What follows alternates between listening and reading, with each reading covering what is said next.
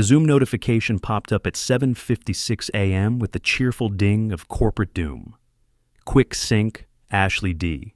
No agenda, no context, just that passive-aggressive smiley face emoji that every middle-aged guy in America has learned to fear. I was still in my kitchen, coffee halfway to my lips, when I knew exactly what this was. After 18 years at Donovan Systems, you develop a sixth sense for when the axe is about to fall, and this axe had been sharpening itself for months. My name's Jim Caldwell. I'm 49 years old. And in exactly 3 minutes and 47 seconds, I was about to become the latest casualty in corporate America's war on institutional knowledge. But here's what that trust fund baby didn't know. I'd been preparing for this moment since the day she walked into her grandfather's company wearing designer sneakers and calling 20-year employees legacy assets. Let me back up. I knew things were changing the moment Ashley Donovan started using the word synergy, unironically during her first all-hands meeting. That smug, overprivileged MBA graduate came strutting in like she'd just invented capitalism, not inherited a corner office from the man who used to call me the backbone of this place. I've seen startup wannabes come and go, but this one had the confidence of someone who's never had to earn her parking spot. 18 years. That's how long I've been with Donovan Systems. I joined back when our servers were held together with duct tape and prayer, and our marketing team was just whoever could make a halfway decent PowerPoint. I was there before the funding rounds, before we outgrew 2 office buildings, and long before anyone had ever heard of Ashley with her lifestyle influencer background. The founder, Thomas Donovan himself, built this company from a folding table in a rented garage. He used to say, "Jim, processes make permanence," and I made sure every process had a paper trail, a timestamp, and a backup. When you've been somewhere long enough, you stop needing a title to know your worth. Technically, I was Chief Operations Officer, whatever that meant to outsiders. Internally, I was the guy you called when procurement stalled, compliance panicked, or legal forgot which version of the charter we were using. I kept the whole machine running without ever needing to raise my voice. Then Thomas got sick. Started fading about a year ago. Quietly at first. Missed meetings, forgotten names, odd silences during board calls. He still had moments of clarity, but the board got nervous. And nervous boards do stupid things, like handing operational control over to Ashley, Thomas's 29-year-old granddaughter, who once asked if we could just ChatGPT our compliance reports. I wish I were kidding. From the second Ashley set foot in the office with her athleisure uniform and fake humility, I knew I had a countdown running over my head. She made a speech about modernizing legacy systems while never once looking me in the eye. Her eyes, for the record, were usually glued to her phone, scrolling through whatever crypto influencer was promising to 10x her personal brand. I started noticing things. My calendar permissions got weirdly restricted. People I'd mentored for years were suddenly CCing me instead of inviting me to strategy meetings. And I overheard her in the hallway telling HR I had boomer energy. Here's the thing about being underestimated. It gives you time, quiet time. The kind where you revisit old files, pull up those dusty PDFs nobody's opened since 2008, and remember every handshake that ever meant something. Thomas and I had an understanding. He trusted me to safeguard the company's foundation. And buried in those foundations were some very old, very real clauses with very sharp teeth. I didn't fight the shift. I let her replace our vendor liaison with her sorority sister from Kappa Delta. I watched her convert our internal documentation into a Slack channel called Ashley's Vision Board. I even smiled when she rolled out Mindful Mondays like it was a new federal holiday. But what I also did was quietly renew my notary license, dust off a certain 19-page document signed by Thomas in 2009, and begin logging every interaction with HR into a private email thread titled, "When This Trust Fund Baby Fires Me." I knew the final blow would come suddenly. Ashley didn't have the spine for real confrontation. She was more the schedule a video call at an ungodly hour and act like it's routine type. So I waited. And while I waited, I made sure every piece of paper she'd never bothered to read was in order. Every clause she would have mocked had been verified. Every signature was notarized and filed. I wasn't planning revenge. I was preserving structure. The structure she was too privileged to understand. Because here's what Ashley never learned in business school, or at least not between influencer workshops and wellness retreats. The person who understands the foundation holds the power to shake the entire house. And I was about to shake it. Now, back to that Zoom call at 7:56 a.m. I clicked join, and there she was, sitting in what used to be the supply closet until she had it remodeled with mid-century modern energy. HR Director Patricia Walsh sat beside her looking like a hostage, pretending her makeup could conceal the dread in her eyes. I gave Patricia a nod through the camera. She didn't return it. Ashley didn't waste time with pleasantries. "Jim," she said, like my name tasted sour in her mouth. "We've been evaluating our organizational strategy, and after a lot of difficult discussions," she actually smiled here, the absolute nerve. "We've decided to sunset your role as part of our modernization initiative." Sunset. She said it like I was a failed email campaign. I blinked once. That was it. No shock, no gasps, no desperate pleading. I just tilted my head the way you do when a child proudly shows you a drawing that's clearly just a squiggle with eyes. The rest was corporate theater, the scripted sympathy, the historical contribution speech, the final insult about staying relevant in today's landscape. But I was already 3 steps ahead, calculating timestamps and courier routes. Because Ashley Donovan had just made the biggest mistake of her short, privileged career. She'd fired the one person who knew exactly where all the legal landmines were buried, and I was about to watch her step on every single one. I didn't need to hear the rest of Ashley's termination speech, but she gave it anyway. "We really appreciate your historical contributions," she added, dragging out the word historical like I was a fossil she'd found in a filing cabinet. "It's important to stay relevant in today's landscape." That last line, that was the gift. The phrase that told me everything I needed to know. She wasn't just cutting dead weight, she thought this was a teaching moment. "Consider this your final lesson in adaptability," she said, like she was some startup guru delivering wisdom from Mount LinkedIn. I smiled, tight-lipped, no teeth, no words. Just nodded once and said, "I understand, I'll clean out my desk." "Actually," Ashley interrupted, her voice getting that performative sweetness that consultants use when they're about to screw you, "security will handle your personal items. We're implementing a clean transition policy." Of course they were. I closed the laptop, sat back in my kitchen chair, and laughed. Not loud, not bitter. Just one short chuckle, like finally understanding the punchline to a joke that took 18 years to tell. Then, I opened my banking app and saw that my final paycheck had already been deposited. Ashley had it ready. Smug little overachiever. The timestamp read 7:47 a.m. She'd processed my termination before she'd even told me about it. I clicked confirm on the transaction. That detail mattered more than she'd ever know. The coffee was still warm when I grabbed my keys. First stop, Notary Public. I had the letter already printed, sealed, and labeled for Board Legal Counsel, immediate review.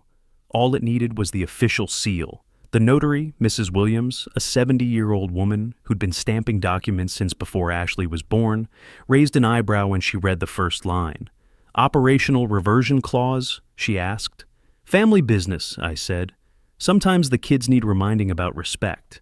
She didn't ask questions, just signed, stamped, and slid it back across the counter. "That'll be 50 ounce." I paid cash and thanked her. By 8:41 a.m., the document was official. Next came the courier. I had arranged same-day priority service 2 weeks ago, not because I knew this exact day would come, but because I knew it would come eventually. The driver was waiting in the parking lot like I'd requested.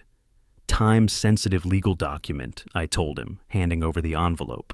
"Needs a signature on delivery, but only from the company's general counsel. Not HR, not the CEO, no substitutes." He nodded and checked his GPS. Downtown office district, should have it there by noon. "Perfect timing," I said. As his van pulled away, I sat in my car outside the coffee shop across from our office building. I could have gone home, could have started making calls about new job prospects, could have done any number of normal things that normal fired executives do. Instead, I wanted to watch. Through the floor-to-ceiling windows, I could see Ashley's silhouette in the executive conference room. She was gesturing animatedly to someone, probably Patricia from HR, maybe one of her sorority sister VPs, celebrating, no doubt, planning the announcement of my departure, figuring out how to spin it as a positive transformation. What Ashley didn't know was that the envelope now speeding through downtown traffic contained more than just professional goodbyes or legal complaints. It was a formal notice of termination acknowledgement, executed by the party of the second part, me, per Section 4.8 of the 2009 Operational Reversion Agreement, a clause so buried in the corporate archives that most of legal had forgotten it existed. But I hadn't. I helped Thomas draft that agreement when we incorporated as a Delaware C Corp. He was paranoid back then, terrified that someday the board might be swayed by family pressure instead of business competence. So we wrote safeguards, legal tripwires, checks and balances buried so deep they might as well have been written in invisible ink. That clause stated that if I were ever terminated without full board approval and severance compliance with original charter terms, operational control of Donovan Systems would revert within 72 hours to the founder's trust and to the appointee listed therein. Ashley had just pulled the pin on her own grenade. She just didn't know it yet. Around 10 a.m., I watched her leave the building with someone from Strategy, probably Madison, the other sorority sister she had hired to run analytics, despite thinking a Gantt chart was a type of artisanal cheese. They were laughing, probably heading to that overpriced Atai place down the street to celebrate Ashley's bold leadership move. From my car, I pulled up the company Slack on my personal phone. Someone had already forwarded me the internal thread about my transition. Ashley had posted a GIF of a broom sweeping with the caption, "Spring cleaning season." Out with the old, in with the bold. The reactions were telling. A few fire emojis from the new hires she'd brought in. Some diplomatic thumbs-ups from middle management, trying to stay neutral. But mostly just silence from the people who actually knew how things worked around there. Linda Torres from payroll had sent me a private message. "This is insane. You literally built half our systems." I replied, "Sometimes insanity has a way of correcting itself." By noon, I knew the courier had made his delivery. My phone buzzed with a notification, signed and received by Lisa Rodriguez, General Counsel. The timestamp read the 12:03 p.m. I sat back and did the math. 72 hours from 7:59. a.m. Tuesday meant 7:59 a.m. Friday. Ashley had 3 full days to figure out what she'd just triggered. 3 days to realize that firing me wasn't just a personnel decision. It was a legal event with consequences she'd never bothered to learn about. The beautiful thing about institutional knowledge is that it's invisible until it's gone. And Ashley was about to discover that some knowledge comes with teeth. I finally drove home around 1 p.m., but not before ordering a pizza and settling in to watch the show. Because over the next 72 hours, Donovan Systems was going to get a masterclass in what happens when entitlement meets preparation. And I had front row seats to the whole damn thing. The countdown had begun, and Ashley didn't even know she was racing against a clock that had been ticking since 2009. The first crack in Ashley's confidence appeared Wednesday afternoon. I wasn't there to see it personally, but Linda Torres filled me in during our coffee meeting at the diner on 5th Street. She'd taken a sick day, the first in 8 years, just to update me on the chaos brewing inside Donovan Systems. "Legal's been in emergency session since noon," she said, stirring sugar into her coffee with shaking hands. Lisa Rodriguez locked herself in the archives with 2 paralegals. They're pulling governance documents from 2009. I sipped my black coffee and nodded. Probably just routine compliance stuff. Linda gave me a look. "Jim, they found your letter. Ashley's been pacing the executive floor like a caged animal. Patricia from HR keeps getting pulled into meetings she's not allowed to talk about afterward. The beautiful thing about corporate panic is how visible it becomes once you know the signs. Hushed conversations that stop when the wrong person walks by. Sudden strategy sessions that nobody's allowed to join. Legal counsel making multiple trips to off-site storage facilities. By Thursday morning, the whispers had reached middle management. Someone from IT, brave soul, actually asked Ashley directly about document verification procedures during the daily stand-up. Ashley's response, according to my sources, was to laugh nervously and say something about legacy paperwork that legal likes to obsess over. But behind that laugh was the growing realization that maybe, just maybe, firing the guy who knew where all the corporate bodies were buried wasn't her smartest move. Thursday afternoon brought the HR fumble that confirmed my suspicions. My company portal access, which should have been terminated Tuesday morning, briefly reactivated. Not full access, just a window. Long enough for me to glimpse a hastily modified file. My official termination notice, now backdated to Wednesday. 2 full days after Ashley fired me in person.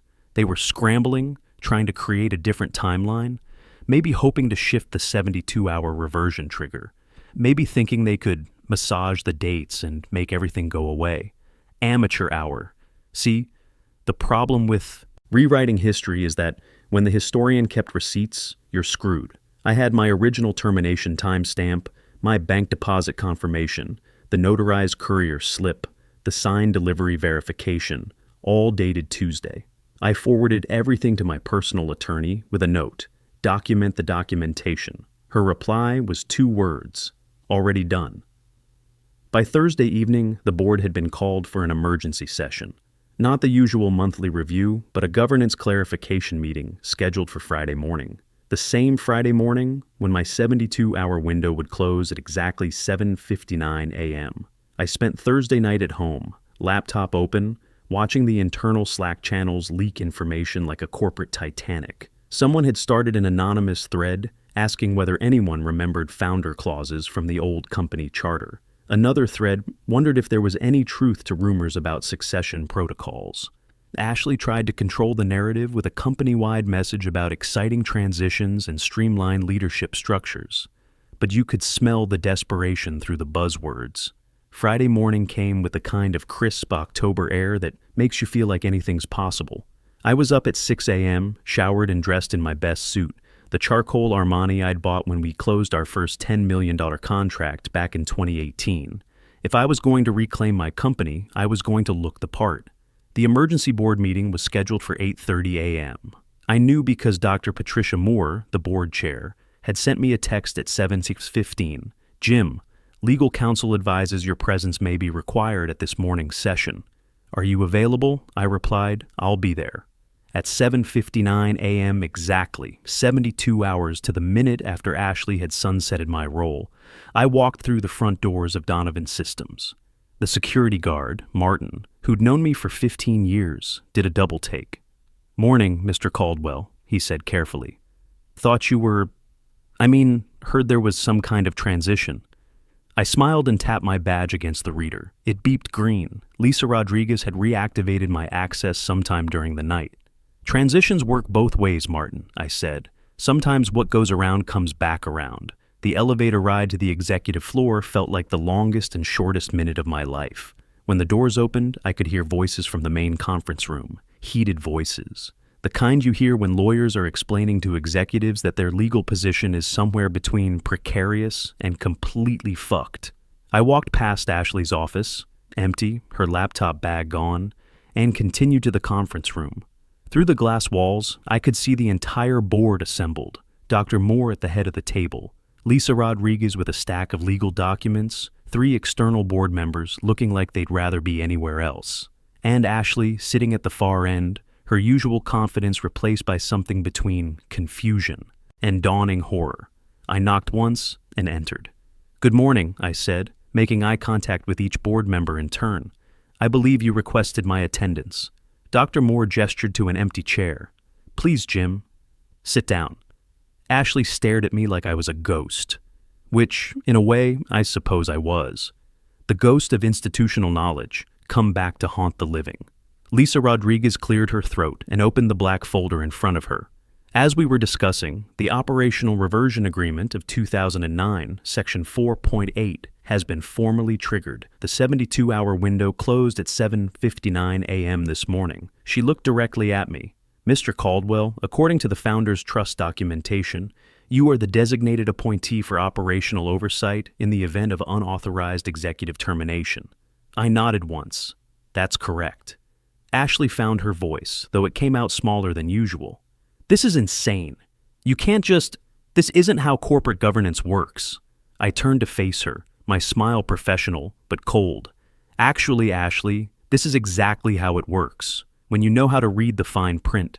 The room fell silent except for the soft hum of the air conditioning and the distant sound of a company discovering that sometimes The old guy in the corner office wasn't just dead weight after all. Sometimes he was the load-bearing wall. Dr. Moore looked around the table, her expression somewhere between resignation and relief. Given the legal circumstances and the valid execution of the reversion clause, I motioned to formally acknowledge James Caldwell as interim chief executive officer of Donovan Systems, effective immediately. Seconded, said the gray-haired board member who'd been tapping his pen nervously for the past hour. All in favor? 5 hands rose. Ashley stayed firmly in her lap, her face cycling through the stages of corporate grief. Denial, anger, bargaining, and finally the dawning realization that her 8-month reign was over. Motion carries, Dr. Moore said. Lisa, please prepare the necessary documentation. Ashley stood up abruptly, her chair scraping against the hardwood floor. This is ridiculous. I'm calling my lawyer. This is corporate sabotage or something. I remained seated, my voice calm and professional. Ashley, you're welcome to call anyone you'd like, but I'd recommend starting with someone who specializes in employment law. You're going to need help understanding your separation agreement. She stared at me, and for a moment, I almost felt sorry for her. Almost. She was 29 years old, handed everything on a silver platter, and had never learned that actions have consequences. But sympathy doesn't undo 18 years of institutional knowledge, and it certainly doesn't excuse incompetence. You planned this, she said, her voice shaking somewhere between fury and disbelief. You set me up. I stood slowly, straightening my tie. No, Ashley, I prepared for this. There's a difference. Your grandfather taught me that paranoia and preparation are often indistinguishable from wisdom. Lisa Rodriguez slid a manila envelope across the table toward Ashley. Your separation agreement. Very generous terms, considering the circumstances. Full severance, positive references, and a confidentiality clause that protects everyone involved. Ashley snatched the envelope but didn't open it. What about my office, my projects, the rebrand initiative? Will be reviewed and adjusted as necessary, I said. Some changes work, others don't. That's what institutional knowledge helps you figure out. She looked around the room one last time, searching for an ally, a sympathetic face, anything that might suggest this was all a bad dream. Finding none, she clutched the envelope to her chest and walked toward the door. At the threshold, she turned back. You know, Jim, you might have won this round, but you're still just the old guard. The world is changing, and people like you are going to get left behind. I nodded thoughtfully. You might be right, Ashley, but today isn't that day. After she left, the room exhaled collectively. Dr. Moore leaned back in her chair and shook her head. Well, that was educational. Jim, what's your first priority as interim CEO? I looked around the table at faces I'd known for years, people who'd watched this company grow from Thomas Donovan's garage startup into a $50 million operation. Stability. We need to reassure our clients, retain our talent, and get back to doing what we do best.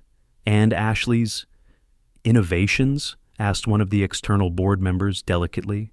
The good ones stay. The Mindful Mondays and Vision Board Slack channels. Those we can probably live without. A few chuckles around the table. The tension was finally breaking. By 10 a.m., I was sitting in what had been Ashley's office just 3 hours earlier. The mid-century modern furniture was actually pretty comfortable, though I'd probably swap out the motivational posters for something with actual meaning.